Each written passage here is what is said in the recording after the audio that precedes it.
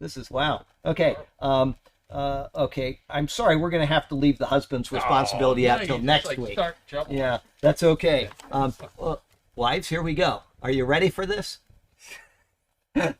Paul now goes from general precepts, which is what he's been giving us, which affect the whole civil life of men, to precepts which are more specific and which pertain to a man's family.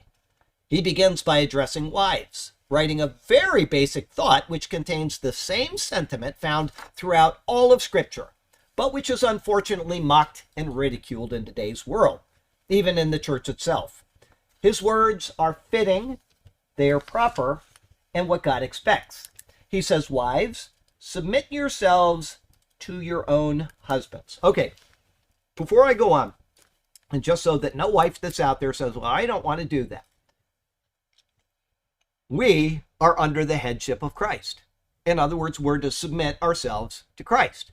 God has made a hierarchy. He's done it for a reason. And when it works properly, when we employ what he has given us, then everything will fit into its proper place. I have been in cultures where the man is not the head of the house. And I can tell you that it does not work. There is chaos. There is no development. We're in one every week. There's four of us left. There were 6 of us in here that are in the projects every single week of the year.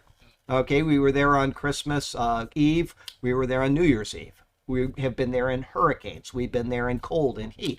We've been there, never missed a Saturday now in 17 years. 17. Congratulations, Tom. It's January, 17 years, which means I've been doing it for 16 years. Okay, so I can tell you that what is down there does not work because it does not submit to the hierarchy that God has ordained. This is not to diminish anybody, but there is a role that is given. And when it is not followed, chaos ensues. I assure you of this. We see it every single week of our lives.